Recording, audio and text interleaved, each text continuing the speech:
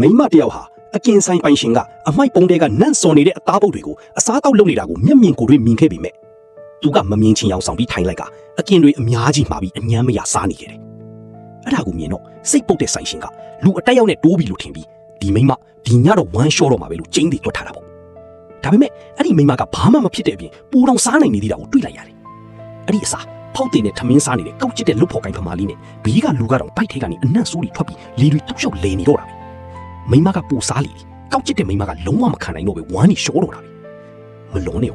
ဒါကအစပဲရှိသေးတယ်။သူကအစားတုပ်တွေကိုဟိုမိမဖိုက်ထဲရောက်အောင်ဘလို့လုပ်လိုက်တာလဲဆိုတော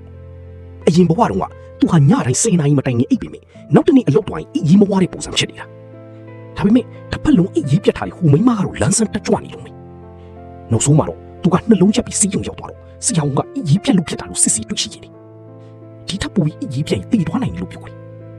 ဘာကြောင့်လဲဆိုတာသူအတိအကျမသိပေမဲ့ဟိုမိမနဲ့ပတ်သက်နေပြီဆိုတာသူရိပ်မိတယ်။သူကအဲ့ဒီမိမကိုအချင်းပူပြီးအတင်းမစင်ဘူးတောင်းပန်ခဲ့ပေမဲ့ဟိုမိမကတော့ဘာမှမသိတယ်လို့ဟန်ဆောင်နေခဲ့တယ်။အဲ့ဒီအပြင်သူ့ကိုညဘက်တွေရှောက်သွားပြီးစီကံမရှိလို့ကျမ်းမာရေးထိခိုက်တာလို့တော့ပြန်ပြောခဲ့တယ်။အေးကြီးပြက်တာကြာလာတော့အလုတ်နိုင်စွမ်းနေကြဆင်လာပြီးနောက်ဆုံးမှာတော့အလုတ်ထုတ်ခံရပြီးကိုမင်းရှိမှပြီးတည်ဆုံးသွားပြီ။ဒါပေမဲ့ညလုံးပြန်ဖွင့်ကြည့်လိုက်တဲ့အခါမှာတော့ဟိုမိမကုမ္ပဏီကိုစားရောက်တဲ့အချိန်ကိုသူပြန်ရောက်နေတာကိုတွေ့လိုက်ရတယ်။အဲ့ဒီမိမကသူ့ရဲ့အိတ်ဆက်ချင်းကိုဘယ်လိုခိုးယူသွားလဲဆိုတဲ့အမှန်တရားကိုရှာဖွေဖို့အတွက်အတိတ်တဖန်ပြန်ရှင်းတန်လာတဲ့သူကအရင်ဦးကိုဖုတ်ချင်လို့ဆုံးဖြတ်လိုက်တယ်။အဲ့ဒီညမှာသူကဟိုမိမနဲ့အတူတမင်အရေးပြတ်ခံပြီးအချင်းပူဆင်းခဲ့ပြီမနက်2 နာရီထိဟိုမိမကလမ်းဆန်းနေတော့တယ်။သူကတော့အိမ်ငုံလို့စပွဲပေါ်မှာမှုတ်ကိုအိပ်ပျော်သွားတယ်။အထီးကတော့သူ့ကိုအိမ်ပြန်အိပ်ဖို့ပြောရတဲ့အထီးအဲ့ဒီတော့မှသူနားလဲသွားတာကသူ့ရဲ့အိမ်ငိုက်တာတွေကဟိုမိမစီကိုမရောက်သွားဘူးဆိုတာပဲ။ဒါပေမဲ့ဟိုမိမသာအိမ်မပြောရင်သူကအရင်ဘဝကလို့ပြန်သေးရမှာ။ဒါကြောင့်ဟိုမိမအိပ်ပျော်သွားအောင်သူအပြင်ခဏထွက်သွားတော့မှကော်ဖီထဲကိုအိတ်ဆေးတွေခိုးထည့်လိုက်တယ်။တကယ်ပဲအိတ်ဆေးပါတဲ့ကော်ဖီကိုတောက်ပြီးတဲ့နောက်မှာတော့ဟိုမိမဟာတန်းဝေလာပြီးအိမ်ငိုက်လုံးလို့မခံနိုင်တော့ပဲကွန်ပျူတာပိတ်ကအလုပ်ဆင်းပြီးအိမ်ပြန်သွားတော့တယ်။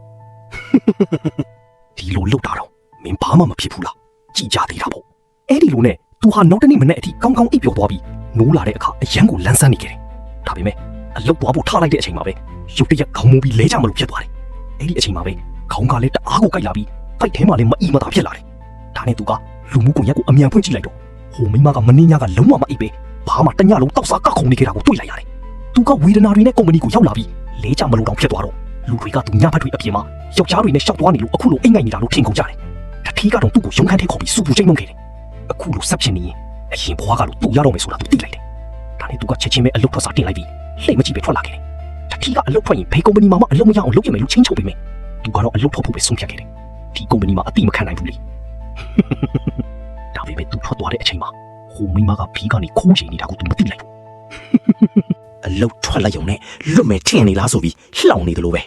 ဲအိမ်ပြန်ရောက်တာနဲ့လိုက်ကားတွေပိတ်ညအိတ်ဝတ်စုံလဲပြီးကောင်းကောင်းအိတ်ဖို့ပြင်လိုက်တယ်။အလုပ်ထွက်လိုက်ရင်အားလုံးပြောင်းလဲသွားမယ်လို့ထင်ခဲ့ပေမဲ့နောက်တနေ့နိုးလာတဲ့အခါမှာတော့မျက်ကွင်းတွေညုံနေတော့မယ်။လေကားကနေဆင်းတဲ့အချိန်မှာလဲရင်တုံပြီးခေါင်းနဲ့မူးနေတော့မယ်။သူ့ရဲ့အိတ်ဆက်ချင်းကိုဟိုမိမကခိုးသွားတော့မယ်ဆိုတာထင်ရှားနေတယ်။သူပြန်နိုးလာတဲ့အခါအိမ်ကြီးချင်းကသူ့ကိုဆေးရုံပို့ပေးထားတာကိုတွေ့လိုက်ရတယ်။ကုမ္ပဏီကနေထွက်လိုက်ပြီးဖြစ်ပေမဲ့ဘာကြောင့်ဟိုမိမရဲ့တက်ရောက်မှုရှိနေသေးလဲဆိုတာသူနားမလည်နိုင်ဘူး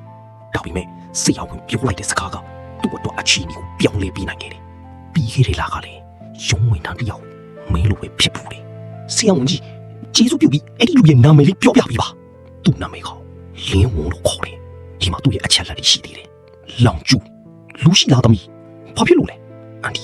ီသမီးကလင်းဝုံရဲ့တငယ်ချင်းပါ။သူ့ဘာကြောင့်ရုတ်တရက်တိတ်ဆုံးသွားရတာလဲဆိုတာသိချင်လို့阿姨，我是林婉的朋友，我想知道他为什么会猝死。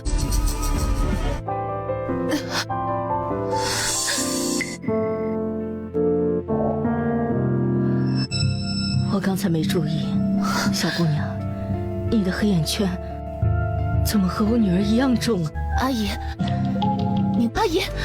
有林婉那个同事的信息吗？是范小冉。